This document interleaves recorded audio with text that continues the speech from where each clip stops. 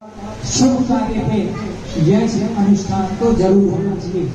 लेकिन आजकल क्या होता है, नाच गाना से बुद्धि की वृद्धि नहीं होती, बुद्धि की बुद्धि क्या नष्ट होती है और धन भी नष्ट होता है। देखो, शुभ काम में, अच्छे काम में भीड़ कम होती है, और जहाँ नाच गाना होता है वहां बिना बुलाए ही लोग पहुंच जाते हैं। अब ये बेटी जो है संशय में है कि क्या बातें चल रही है यहाँ पे, अच्छे फेल हो जाते हैं। हाँ, यहाँ ये बात चल रही है, तो इसीलिए चिंतन करना, ठीक है। और एक बात और बताता हूँ अनुशासन की। जो ये बच्चे हैं, ये साधारण बालक नहीं है कोई जो आप इन्हें देख रहे हो, नहीं तो किसी और दिन आना मैदान में जब उतरेंगे तब पता चलेगा इनके पास कौन कौन से हथियार है।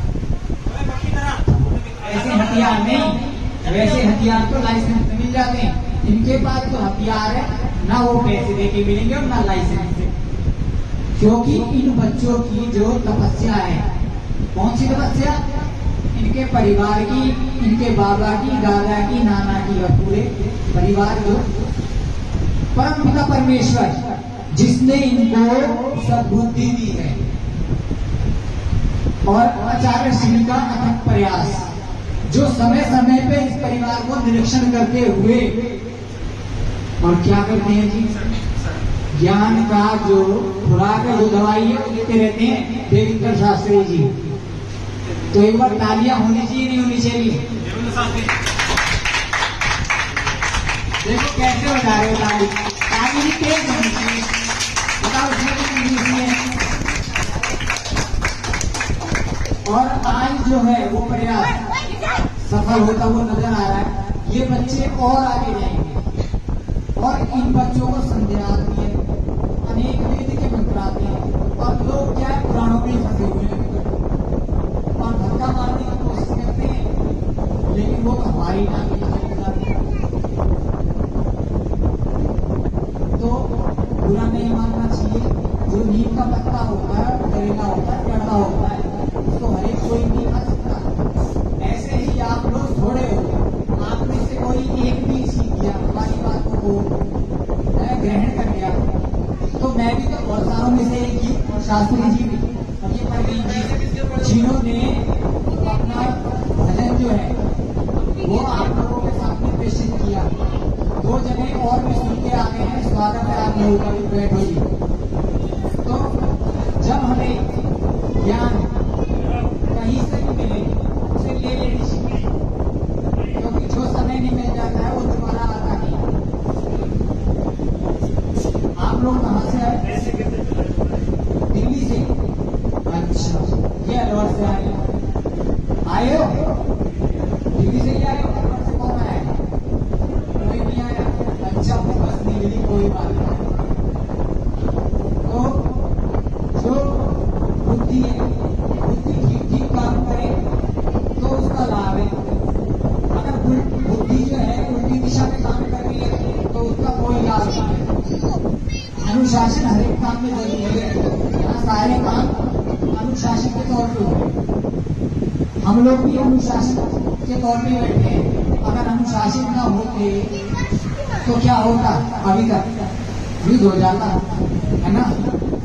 आप लोग अनुशासन में बैठे हो, अनुशासन हो के बैठे हो, ध्यान से सुन रहे हो, अनुशासन नहीं कर रहे, और अनुशासन की बात कर रहे हैं। अनुशासन या तो किचन में, या रणभूमि मैदान में, या हर एक कार्य में अनुशासन जरूरी है। और ये जो बच्चे हैं अनुशासित परिवार और अनुशासन में रहते हुए अपने ज्ञान को बढ़ा रहे हैं। ये बच्चे जहाँ पढ़ते हैं वहाँ शिक्षा के साथ संस्कार भी बनता है। परिवार तो अनुशासित और ज्ञानवान, और ये नहीं दिन को रात बताने वाला, रात को रात और दिन को दिन बताने वाला। तो हम सबको भी यही प्रयास करना चाहिए कि जो सत्य है, सत्य में जीवन जीना चाहिए, छल कपट रहित जीवन जीना चाहिए, सत्यता को ग्रहण करना चाहिए, और जो बात मानने वाली है उसे ही मानना चाहिए, लेकिन मानेंगे कब? जब हम किसी चीज को जानेंगे। अब जानने का प्रयास कौन करता है? दुनिया को तो सब पता है, सब जानती है दुनिया को। अगर दुनिया को सब पता होगा और सब ज्ञान जो है इस गूगल से मिल जाता है या नेट से मिल जाता सही सही, तो ये यूनिवर्सिटी और स्कूल जो है ना दिन पर दिन पढ़ते नहीं, ये बंद हो जाते। मेरी बात से कौन सहमत है? कोई झुका सकता है तो वो हाथ खड़ा कर दे। अब माइक यहाँ है कोई आगे से? नहीं है ना? करना मत, यहाँ आ जाना। इतनी ही बात कह के मैं अपनी वाणी को विराम देता हूँ। मेरी ओम शांति। धन्यवाद। ये सारे बैठ जाओ सीधे होकर। हमारे वेदों में जो शांति पाठ दिया गया है, जिसमें जो पूजा नैवेद्य के बाद सारे प्रवचन के बाद